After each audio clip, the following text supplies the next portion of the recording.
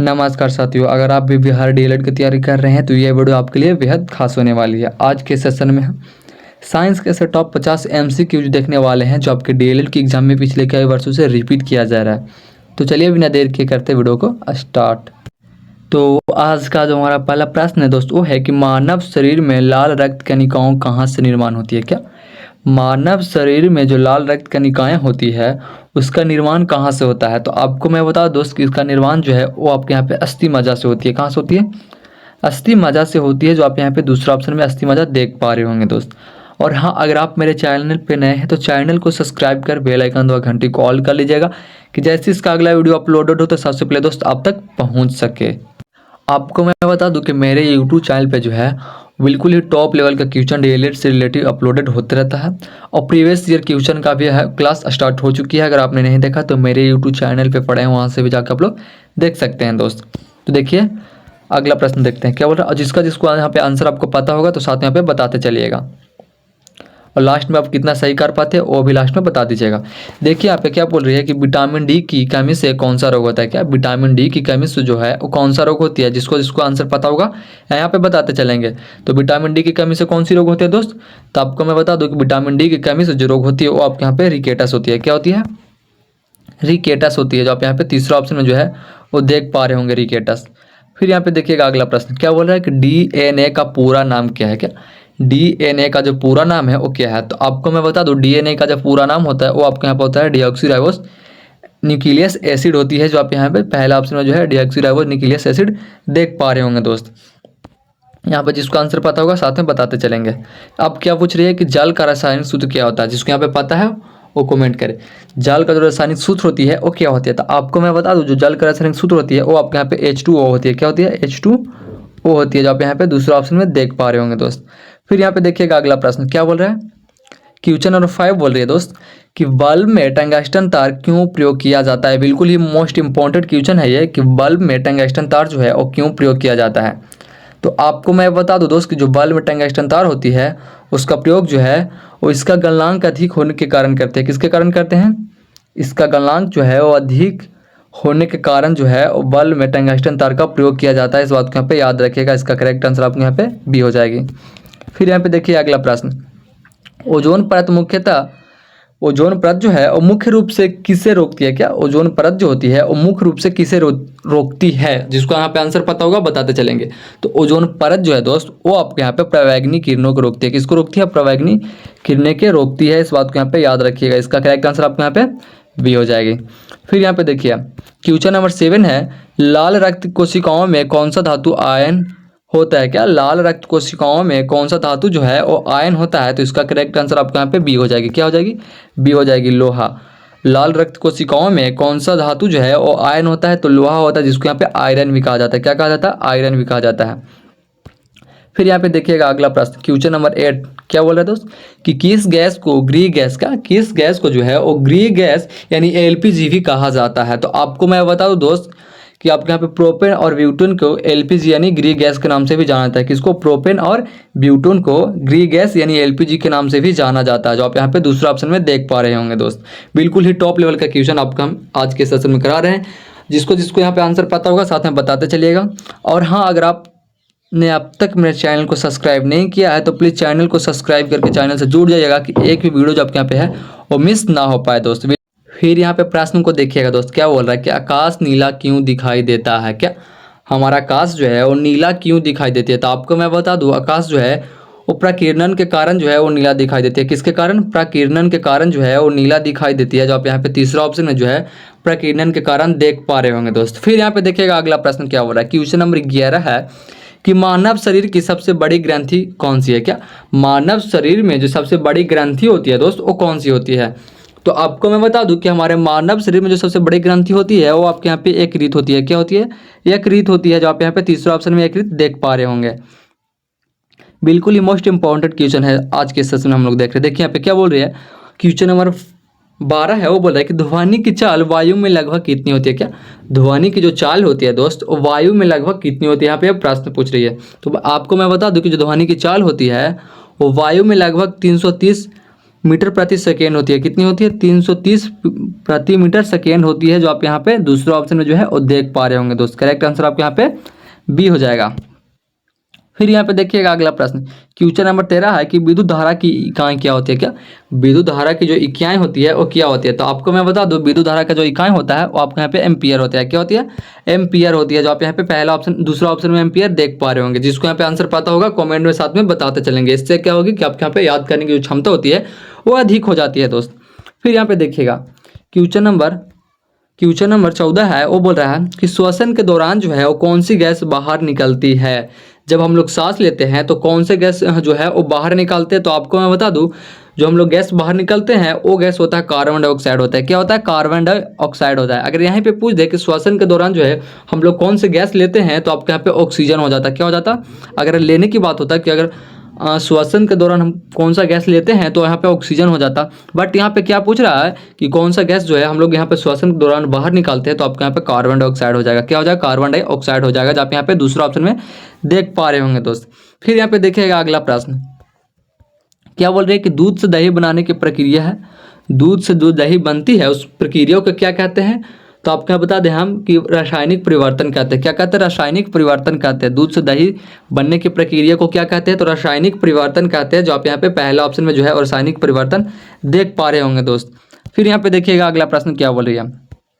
Question number 16 है कि मस्तिष्क का कौन सा भाग संतुलन नियंत्रण करता है। मस्तिष्क का ऐसा कौन सा भाग होता है जो संतुलन को नियंत्रित करता है? तो मैं आपको बता दूं कि मस्तिष्क का एक ऐसा भाग होता है जो संतुलन को नियंत्रित करता है, और वो जो होता है, इसका करेक्ट आंसर आपको यहाँ पे बी हो जाएगा, मेडुला होता है। कौन सा होता है? मेडुला होता है, जो आप यहाँ पे दूसरा ऑप्शन में जो है मेडुला देख पा रहे होंगे दोस्त। इसका करेक्ट आंसर आपको यहाँ पे बी हो जाएगी। फिर यहाँ पे देखिए अगला प्रश्न, क्वेश्चन नंबर 17 बोल रहा है कि ब्लैक होल का सिद्धांत किसने दिया। क्या ब्लैक होल का जो सिद्धांत है वो किसने दिया था? बिल्कुल ही मोस्ट इंपॉर्टेंट क्वेश्चन है कि ब्लैक होल का जो सिद्धांत है वो किसने दिया था। तो ब्लैक होल का सिद्धांत वो आपके यहाँ पे हॉकिंग ने दिया था। किसने दिया था? तो हॉकिंग ने दिया था। किसने दिया था? हॉकिंग ने दिया था। ब्लैक होल का सिद्धांत किसने दिया था? हॉकिंग ने दिया था। फिर यहाँ पे अगला प्रश्न को देखिएगा, जिसको यहाँ पे आंसर पता होगा दोस्त, यहाँ पे बताते चलेंगे। पृथ्वी का उपग्रह क्या होता है? पृथ्वी का जो उपग्रह है वो कौन सा है? जिसको यहाँ पे आंसर पता होगा कमेंट में साथ में बताते चलेगा। पृथ्वी का उपग्रह क्या होता है दोस्त? तो आपको मैं बता दूं, जो पृथ्वी का उपग्रह होता है वो आपके यहाँ पे चंद्रमा होती है। कौन सी होती है? चंद्रमा होती है, जो आप यहाँ पे दूसरा ऑप्शन में चंद्रमा देख पा रहे होंगे दोस्त। बिल्कुल ही मोस्ट इंपॉर्टेंट क्वेश्चन है, सारा का सारा क्वेश्चन। फिर यहाँ पे देखिए, बिजली के बल्ब का आविष्कार किसने किया था। क्या बिजली के जो बल्ब का आविष्कार है वो किसने किया था। तो आपको मैं बता दूं जो बिजली के बल्ब का आविष्कार किया था वो आपके यहाँ पे इसका करेक्ट आंसर बी हो जाएगा। एडिसन ने किया था। किसने किया था। एडिसन ने किया था। किसने किया था। एडिसन ने किया था, जो आप यहाँ पे दूसरा ऑप्शन में देख पा रहे होंगे। बिजली बल्ब का जो आविष्कार है वो आपके यहाँ पे एडिसन ने किए थे। किसने किए थे। तो एडिसन ने किए थे, जो आप यहाँ पे दूसरा ऑप्शन में देख पा रहे होंगे। यहाँ पे जिसको आंसर पता होगा दोस्त कमेंट में साथ बताता चलेगा। और जो अभी तक सब्सक्राइब नहीं किया होगा मेरे चैनल को तो प्लीज़ चैनल को सब्सक्राइब करके चैनल से जुड़ जाइएगा कि एक भी वीडियो आपके यहाँ पे जो है वो मिस ना हो पाए। मेरे यूट्यूब चैनल पे जो है यहाँ पे बिल्कुल टॉप लेवल का क्वेश्चन जो है अपलोडेड कराई जाती है। फिर यहाँ पे देखिए क्वेश्चन नंबर 20 बोल रहे हैं कि मनुष्य की सामान्य रक्तचाप की मानक रेटिंग है। मनुष्य की जो सामान्य रक्तचाप होती है उसका मानक रेटिंग कितना होता है। तो इसका करेक्ट आंसर आपको यहाँ पे ए हो जाएगा। 120/80 mm हीमोग्लोबिन होती है, जो आप यहाँ पे पहला ऑप्शन जो है वो देख पा रहे होंगे दोस्त। फिर यहाँ पे देखिएगा अगला प्रश्न क्या बोल रहा है। क्वेश्चन नंबर 21 कि कोशिका का पावर हाउस किसे कहा जाता है। क्या कोशिका का जो पावर हाउस होती है वो किसे कहा जाता है। तो आपको मैं बता दूं कोशिका का जो पावर हाउस होती है वो आपके यहाँ पे माइटोकांड्रिया होती है। कौन सी होती है। माइटोकांड्रिया होती है, जो आप यहाँ पे दूसरा ऑप्शन में माइटोकांड्रिया देख पा रहे होंगे दोस्त। बिल्कुल ही मोस्ट इंपॉर्टेंट क्वेश्चन आज की सीरीज में हम लोग देख रहे हैं। यहाँ पे जिसको आंसर पता होगा साथ में आंसर यहाँ पे बताते चलेंगे। इससे क्या होगी कि आपको यहाँ पे याद करने की जो क्षमता है वो अधिक हो जाएगी। देखिए यहाँ पे क्या पूछ रही है अब कि विद्युत बल्ब में गैस क्यों भरी जाती है। क्या विद्युत बल्ब में जो गैस भरी जाती है वो क्यों भरी जाती है। तो आपको मैं बता दूं विद्युत बल्ब में जो गैस भरी जाती है वो आपके यहाँ पे तंतु को जल्दी नष्ट होने से बचाने के लिए भरी जाती है। क्यों भरी जाती है। तो तंतु को जल्दी नष्ट होने से बचाने के लिए जो है वो भरी जाती है। इस बात को यहाँ पे याद रखिएगा। तंतु को जल्दी नष्ट होने से बचाने के लिए जो है वो विद्युत बल्ब में गैस को भरी जाती है। इस बात को यहाँ पे याद रखिएगा। इसका करेक्ट आंसर आपको यहाँ पे बी हो जाएगी। फिर यहाँ पे देखिए अगला प्रश्न क्या बोल रहा है दोस्त कि विद्युत धारा से ऊष्मा उत्पन्न होने की नियम किसने दिया था? क्या विद्युत धारा से ऊष्मा उत्पन्न करने का जो नियम है वो किसने दिया था? बिल्कुल ये मोस्ट इंपॉर्टेंट क्वेश्चन है ये कि विद्युत धारा से ऊष्मा उत्पन्न होने का जो नियम दिया था वो किसने दिया था? जिसको यहाँ पे आंसर पता होगा कमेंट में बताते चलेंगे। तो इसका करेक्ट आंसर आपके यहाँ पे जूल हो जाए। किसने दिया था? जूल। जूल से यहाँ पे जो पता चलता है तो किसने दिया था? तो आपको मैं बता दूं कि जूल ने दिया था। किसने दिया था? जूल ने दिया था, जो आप यहाँ पे दूसरा ऑप्शन में जूल देख पा रहे होंगे। तो फिर यहाँ पे अगला प्रश्न को देखिएगा, क्वेश्चन नंबर 24 है कि पृथ्वी पर सबसे अधिक प्रचुर तत्व कौन सा है? क्या पृथ्वी पर सबसे अधिक प्रचुर तत्व जो है वो कौन सा है? तो आपको मैं बता दूं कि पृथ्वी पर सबसे अधिक प्रचुर तत्व जो है वो आपको यहाँ पे ऑक्सीजन है। कौन सी है? ऑक्सीजन है, जो आप यहाँ पे पहला ऑप्शन में जो ऑक्सीजन देख पा रहे होंगे। फिर यहाँ पे देखिए अगला प्रश्न, क्वेश्चन नंबर 25 है कि प्रकाश वर्ष किसकी इकाई है? क्या प्रकाश वर्ष जो है वो किसकी इकाई है? तो आपको मैं बता दूं प्रकाश वर्ष जो है वो आपके यहाँ पे दूरी की इकाई होती है। किसकी होती है? दूरी की इकाई होती है, जो आप यहाँ पे दूसरा ऑप्शन में दूरी देख पा रहे होंगे। फिर यहाँ पे अगला प्रश्न है, तरबूज में कौन सा विटामिन अधिक पाया जाता है? क्या तरबूज में कौन सा विटामिन जो है वो सबसे अधिक पाया जाता है?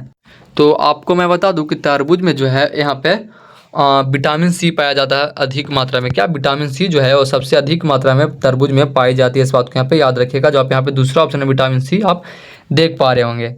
फिर यहाँ पे अगला प्रश्न को देखिए, क्वेश्चन नंबर 27 है कि पेट में भोजन पचाने वाला अम्ल है। पेट में जो भोजन पचाता है वो कौन सा अम्ल पचाता है? तो आपको मैं बता दूँ जो पेट में भोजन पचाती है वो आपके यहाँ पे हाइड्रोलिक अम्ल पचाती है। कौन सी पचाती है? तो हाइड्रोलिक अम्ल पचाती है, जो ये भी आप दूसरा ऑप्शन में देख पा रहे होंगे दोस्त।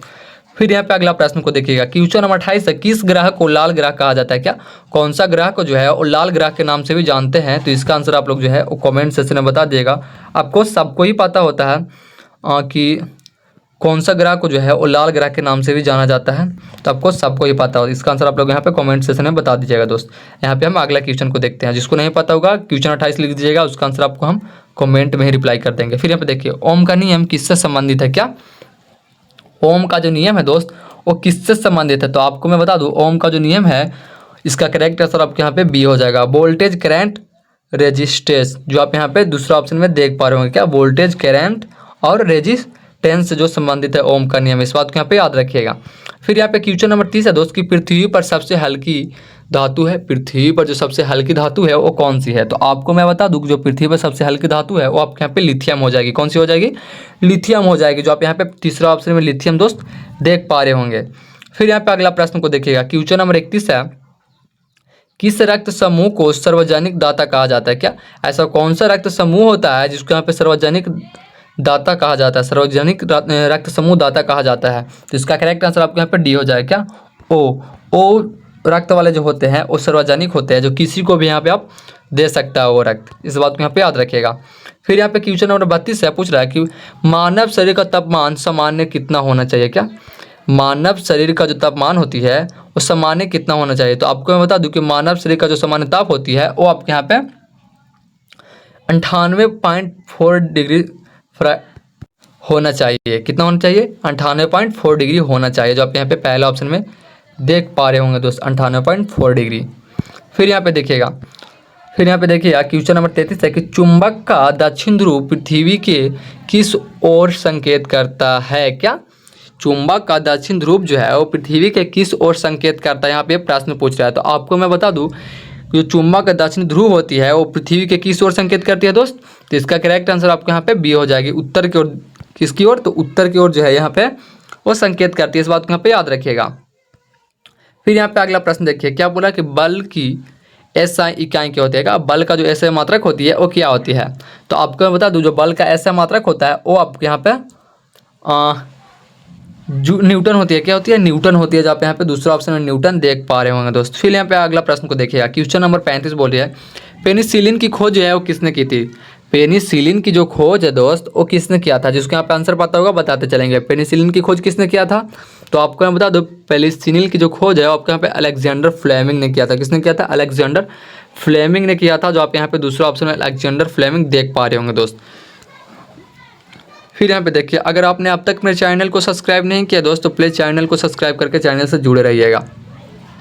आपको यहाँ पे डीएलएड क्रिएटिव टॉप लेवल का क्वेश्चन जो है अपलोडेड होते रहता है। यहाँ पे देखिए लाल रंग का प्रयोग ट्रैफिक सिग्नल में क्यों किया जाता है? बिल्कुल ही मोस्ट इंपॉर्टेंट क्वेश्चन पूछ रहा है ये दोस्त कि जो लाल रंग होता है उसका प्रयोग जो है वो ट्रैफिक सिग्नल में क्यों किया जाता है? तो ट्रैफिक सिग्नल में जो लाल रक्त होती है, लाल रक्त नहीं दोस्त, लाल रंग जो होती है वो क्यों प्रयोग किया जाता है दोस्त? तो आपको मैं बता दूँ, इसका करेक्ट आंसर आपके यहाँ पे बी हो जाएगा। इसकी तरंग दैर्घ्य सबसे अधिक होती है, इसलिए किस लिए? तो इसकी तरंग दैर्घ्य जो होती है वो सबसे अधिक होती है, इसलिए जो है वो लाल रंग का ट्रैफिक सिग्नल में प्रयोग किया जाता है, इसलिए इसका करेक्ट आंसर आपके यहाँ पे बी होने वाला है। फिर यहाँ पे देखिए क्वेश्चन नंबर 37 पूछ रही, मनुष्य के शरीर में कितनी हड्डियाँ होती है? आपको सबको ही पता हो दोस्त कि मानव के शरीर में कितनी हड्डियाँ होती है। इसका आंसर आप लोग यहाँ पे कमेंट सेक्शन में बता के जाइएगा कि मानव शरीर में कितनी हड्डियाँ होती है। फिर यहाँ पे देखिए दूध में पाया जाने वाला मुख्य शर्करा कौन सी होती है? क्या दूध में जो पाया जाता है मुख्य शर्करा वो कौन सी होती है? तो आपको मैं बता दूँ कि दूध में जो सबसे नहीं मतलब पाया जाने वाला मुख्य शर्करा जो होती है वो आपके यहाँ पे लैक्टोज होती है। कौन सी होती है? लैक्टोज होती है, जो आप यहाँ पे तीसरा ऑप्शन में लैक्टोज देख पा रहे होंगे। फिर यहाँ पे अगला प्रश्न को देखिएगा, क्वेश्चन नंबर 39 है कि रॉकेट किस सिद्धांत पर कार्य करता है? क्या रॉकेट जो है किस सिद्धांत पर काम करता है? तो मैं आपको बता दूं कि रॉकेट जो है वो आपके यहाँ पे संवेग संरक्षण पे कार्य करता है। किस पे? संवेग संरक्षण पे कार्य करता है, जो आप यहाँ पे दूसरा ऑप्शन में संवेग संरक्षण देख पा रहे होंगे। फिर यहाँ पे अगला प्रश्न को देखिएगा, क्वेश्चन नंबर 40 है, पीतल किस धातु का मिश्र धातु है? क्या पीतल जो होती है वो किस धातु का मिश्र धातु होती है? तो इसका करेक्ट आंसर आपको यहाँ पे 40 के ए हो जाएगा। तांबा और जस्ता का होता है। किसका होता है? तांबा और जस्ता का होता है, इसलिए यहाँ पे इसका करेक्ट आंसर ए हो जाएगा। फिर यहाँ पे अगला प्रश्न को देखिएगा, क्वेश्चन नंबर 41 है कि किस ग्रह के चारों ओर सबसे अधिक उपग्रह है? क्या किस ग्रह के चारों ओर सबसे अधिक उपग्रह है? तो आपको मैं बता दूं इसका करेक्ट आंसर जो आपके यहाँ पे है 41 के और डी हो जाएगा, बृहस्पति के। किसका? बृहस्पति के। किस ग्रह के चारों ओर सबसे अधिक उपग्रह होते हैं? तो बृहस्पति को होते हैं। किसको होते हैं? बृहस्पति को होते हैं, जो आप यहाँ पे चौथा ऑप्शन में देख पा रहे होंगे। फिर यहाँ पे हम देखेंगे अगला प्रश्न, क्वेश्चन नंबर 42 है, विद्युत धारा प्रवाहित करने वाला सबसे अच्छा धातु कौन सी होती है? क्या विद्युत धारा प्रवाहित करने वाला सबसे अच्छा धातु होती है वो कौन सी होती है? तो इसका करेक्ट आंसर आपके यहाँ पे 42 के सी हो जाएगा, चांदी होती है। कौन सी होती है? चांदी होती है। विद्युत धारा प्रवाहित करने वाला सबसे अच्छा धातु जो होती है वो आपके यहाँ पे चांदी होती है। कौन सी होती है? चांदी होती है। फिर यहाँ पे देखिए अगला प्रश्न क्या पूछ रहा है कि किस वैज्ञानिक ने गुरुत्वाकर्षण का नियम खोजा था? क्या किस वैज्ञानिक ने जो है वो गुरुत्वाकर्षण का नियम को खोज किया था? तो वो जो खोज करने वाले हैं वो आपके यहाँ पे न्यूटन है। कौन है? न्यूटन है, जो आप यहाँ पे दूसरा ऑप्शन में न्यूटन देख पा रहे होंगे। जिसको यहाँ पे आंसर पता होगा बताते चलेंगे। और अगर आपने अब तक अपने चैनल को सब्सक्राइब नहीं किया है तो प्लीज़ चैनल को सब्सक्राइब करके चैनल से जुड़ जाएंगे। फिर यहाँ पे देखिए इंसुलिन का संबंध किससे है? क्या इंसुलिन का जो संबंध है वो किससे है? तो आपको मैं बता दूं इंसुलिन का जो संबंध है वो आपके यहाँ पे अग्नाशय से होती है। किससे होती है? अग्नाशय से होती है। इंसुलिन का संबंध किससे होती है दोस्तों? अग्नाशय से होती है। फिर यहाँ पे देखिएगा पानी में नींबू का टुकड़ा तैर जाता है, क्योंकि पानी में जो नींबू का टुकड़ा होता है वो तैर जाता है, लेकिन क्यों तैरता है? यहाँ पे आप प्रश्न पूछ रहा है। तो आपको मैं बता दूं जब पानी में नींबू का टुकड़ा तैरता है उसका कारण है यहाँ पे आपको उसका घनत्व पानी से कम होता है। क्या उसका घनत्व जो होती है नींबू के टुकड़ा की घनत्व जो होती है वो पानी से कम होती है, इसके कारण जो है वो पानी में नींबू का टुकड़ा तैरने लगता है। इस बात को यहाँ पे याद रखिएगा। ऐसा प्रश्न आपको घुमाने वाला प्रश्न जो होती है आपके डीएलएड के एग्जाम में 1-2 प्रश्न पूछी जाती है, इस बात को यहाँ पे याद रखिएगा, इसलिए इस प्रश्न को आप लोग याद कर लीजिएगा। फिर यहाँ पे देखिए शुष्क बर्फ है, शुष्क बर्फ कौन सी होती है? तो आपको मैं बता दूं शुष्क बर्फ जो यहाँ पे हो जाएगा, उसका करेक्ट आंसर आपके यहाँ पे बी हो जाएगा। ठोस कार्बन डाइऑक्साइड। क्या ठोस कार्बन डाइऑक्साइड होती जो होती है वो शुष्क बर्फ होती है, इसलिए इसका करेक्ट आंसर आपके यहाँ पे बी हो जाएगा दोस्त। फिर यहाँ पे देखिएगा अगला प्रश्न, क्वेश्चन नंबर 47 है कि आँखों को कौन सा भाग प्रकाश संश्लेषण को नियंत्रित करता है? क्या आँखों का कौन सा भाग जो होती है वो प्रकाश को नियंत्रित करती है? किसको नियंत्रित करती है? प्रकाश को नियंत्रित करती है।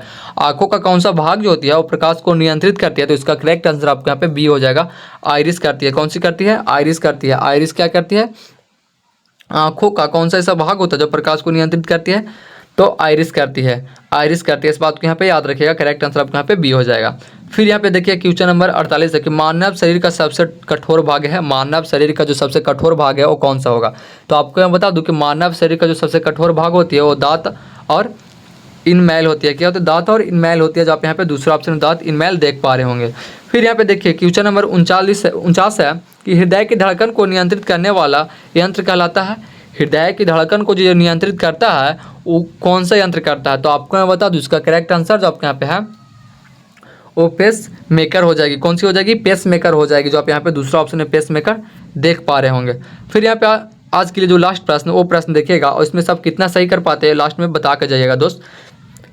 ब्लूटूथ तकनीक किसका उदाहरण है? क्या ब्लूटूथ तकनीक जो है वो किसका उदाहरण है? तो आपको मैं बता दूँ, ये जो है वो रेडियो तरंगों का उदाहरण है। किसका उदाहरण है? रेडियो तरंगों का उदाहरण है, जो आप यहाँ पे पहला ऑप्शन में देख पा रहे होंगे दोस्त। और इसमें सब कितना सही कर पाए हैं यहाँ पे आप कमेंट में बता दीजिएगा। और अगर आपने अब तक मेरे चैनल को सब्सक्राइब नहीं किया तो प्लीज़ चैनल को सब्सक्राइब करके चैनल से जुड़ जाइएगा कि एक भी वीडियो जो आपके यहाँ पे है वो मिस ना हो पाए। तो ठीक है, वीडियो को लाइक कर कमेंट कर अपने दोस्तों के पास शेयर कर दीजिएगा। तो ठीक है, मिलता है अगला वीडियो के साथ दोस्त।